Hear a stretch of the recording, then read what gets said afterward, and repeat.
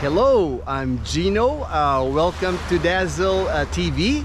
It's 6:30 a.m. here at Sambiray Beach in Malay Aklan, Philippines. And it looks like it's gonna be a sunny day today.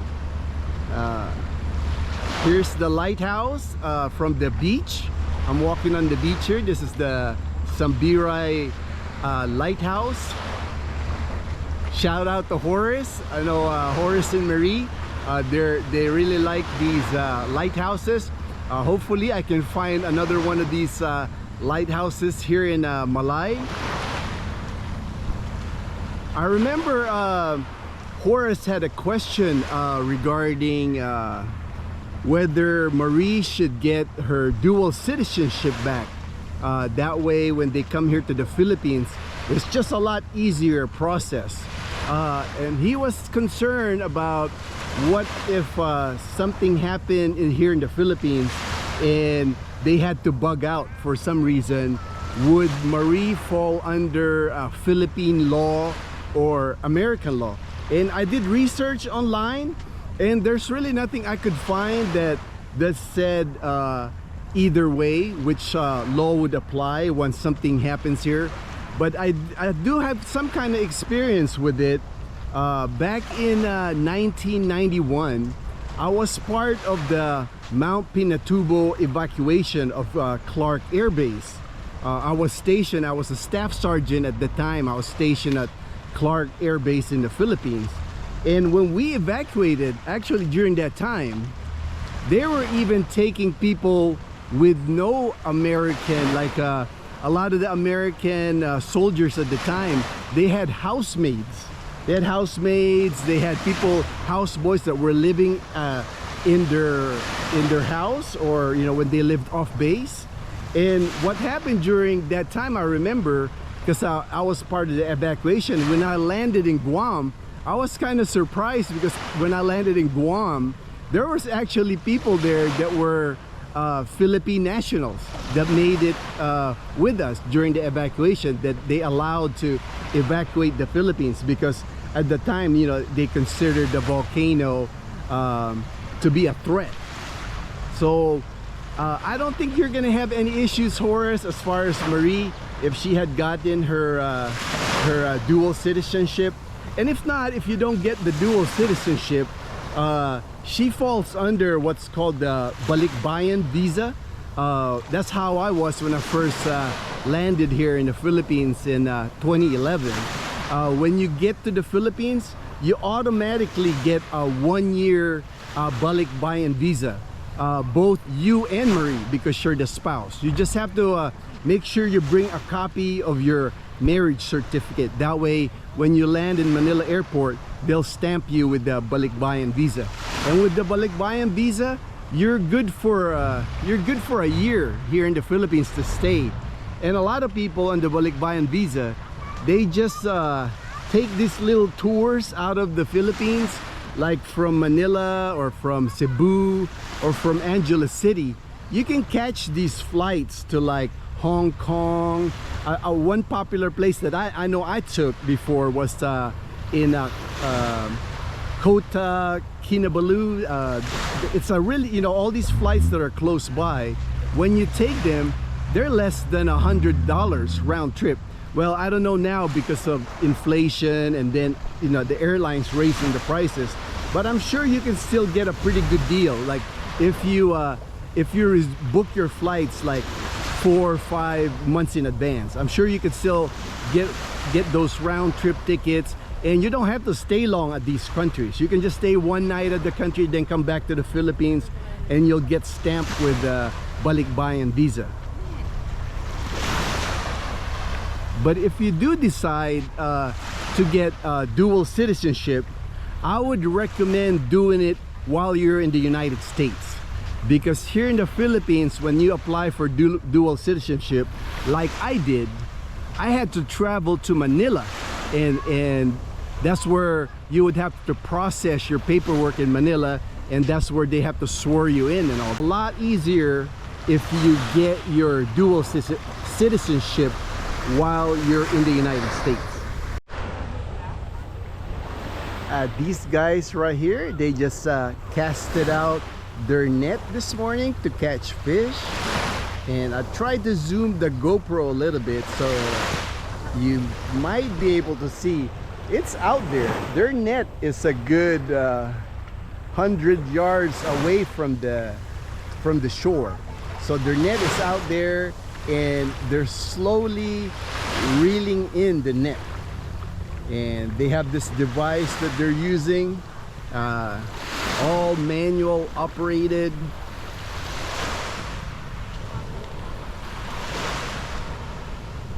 And they're slowly like pulling it, and you can tell this is hard work because you use some arm power to like pull that net. Hey, hello. Little kid just laid at me.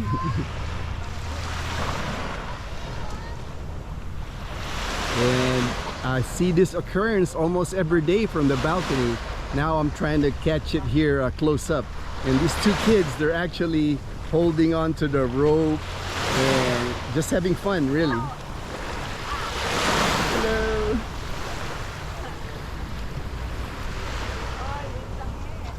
I mean, they got quite a ways to go. They're gonna be reeling this in for at least, I would say, at least an hour, the way they're trying to pull it in.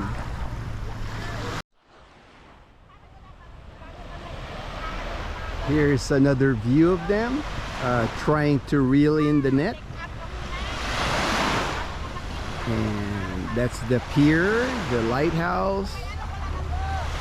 And I'm just gonna walk the beach this morning. I had jogged a little bit earlier, but now I'm just gonna walk the beach. I see there's another group that have their net out, the same device that I just showed you. There's another one here, so there's two groups that are trying to catch fish this morning. And I wanted to take you to that one, that floating pontoon. I wanted to walk you there to show you this, very interesting to me anyway. It's interesting, this pontoon.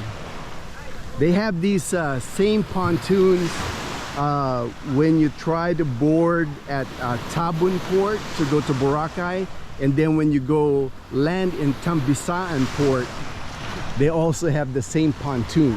So I wanted to show you. They're pretty interesting. And this is the other group that's got their net out there, and I can see their net is way out there. So it's gonna be a while till they can reel in this, slowly reel in their catch for this morning. And this is the pontoon. This hotel, this is their service, the boat that you see there. I'm gonna go over there so you can see it up close. The staff of this hotel in Boracay, they stay here. So this is kind of like staff housing for their workers. So they take them from the hotel in Boracay on these boats, and they land here on mainland Malay Aklan, and they stay here. This is where they live. That's the staff housing, and that's common practice. I've seen a couple of other hotels, like La Carmela Hotel has staff housing down the beach there too.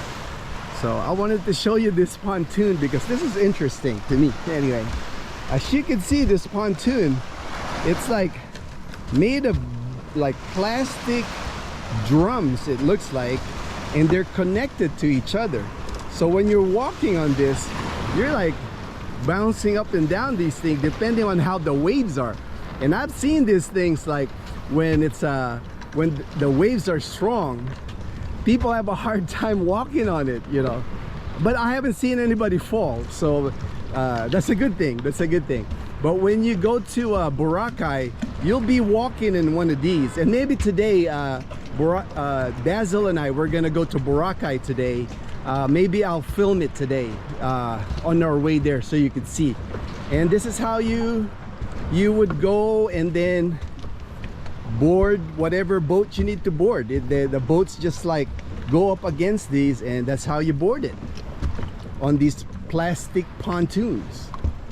And in Boracay, you'll see later, hopefully, it's not an easy climb like this boat. You know what I mean? This is like, you'll just hop on the boat and it's easy.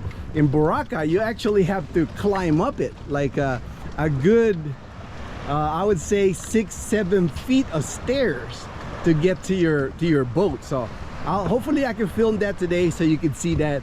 I think it's pretty interesting, you know, how they do that here. And this is it. This is the pontoon day. It's like going up and down based on how the waves are going. I actually think it's fun walking on these things. You got to really have balance to walk in these things. And if you can imagine, people are like carrying their luggage, their suitcases while they're trying to board the boat. So, you know, but they do have porters. They have porters in Boracay that can help you carry your suitcase. You just gotta tip. Just gotta tip the porters. And here's more Parao sailboats here.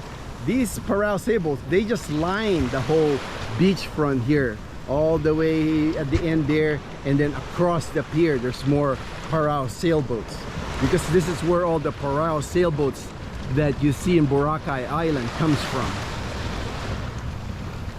And there's Boracay Island.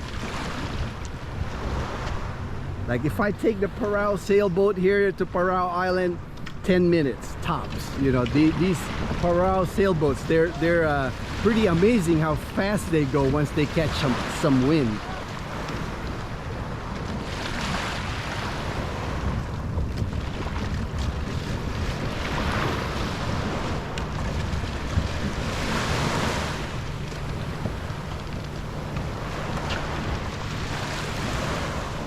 Yep, sun is up. Looks like it's gonna be a sunny day. It's already warm, actually. I'm already sweating. It's only like almost 7 and I'm already sweating.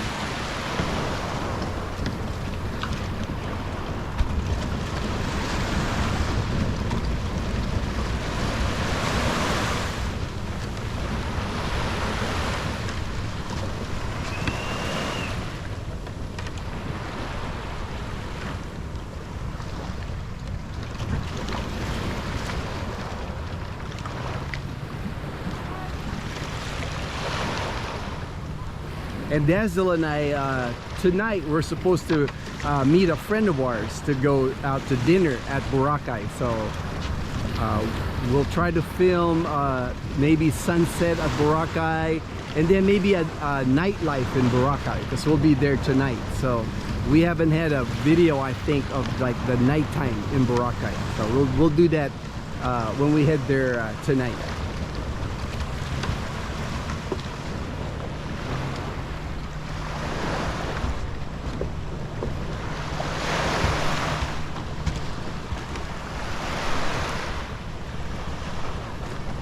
I walked Totoy here yesterday afternoon. She was kind of worried about the other dogs because the other dogs here, they're free to roam, and I didn't want Totoy to be on the loose. You know, I had her on the leash. She was kind of apprehensive, but after a while, you know, it's like the dogs really didn't bark at her or anything, so she felt comfortable. So I'll try to take her here more often so she can get used to the dogs that are hanging out here on the beach, because there's always like dogs here. Like these 3 guys, they're just chilling. They're checking out the camera and see what's going on.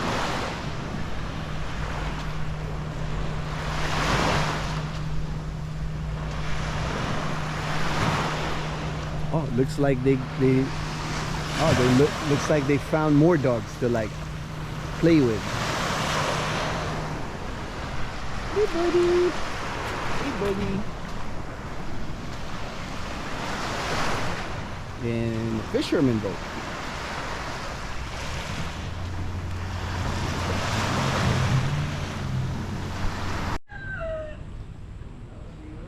This is Chad, the Parao sailboat that I see from our balcony, and our balcony is just up there, and our apartment is to the right up there. That's where I've been watching Chad. So figure take a closer look at Chad and show you like what I was talking about on our earlier videos. Like when you ride these Parao sailboats, you're actually not gonna be riding on the actual boat like this part.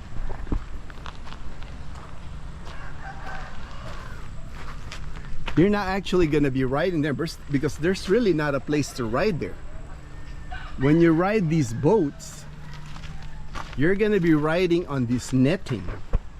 See, there's like a netting here made of nylon. See, that's where all the passengers sit, and you could fit a lot of people here because when you're side by side, like you can put at least 4 people here, maybe 5 people on this side, and then put another 4 or 5 people on that side. And that's where the passengers ride on these Parao sailboats. So your feet are like dangling down, like in the water almost. And you're getting splashed with water when you're riding the Parao sailboat. And that's part of the fun of it. It's like getting splashed by water. So this is what it looks like up close with a Parao sailboat. And again, there's no engine to this thing. So it's all using the sail to like, but they go fast. You'll be surprised how fast these things can go, especially when they catch good wind.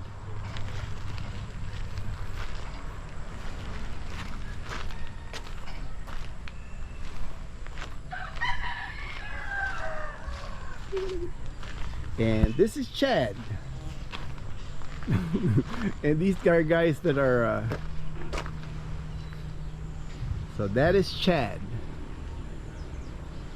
Thank you very much for watching. I'm Gino. And I'm Dazen. We just started our channel. So if you enjoyed watching the video, Please grow with us and hit the subscribe button and thumbs up.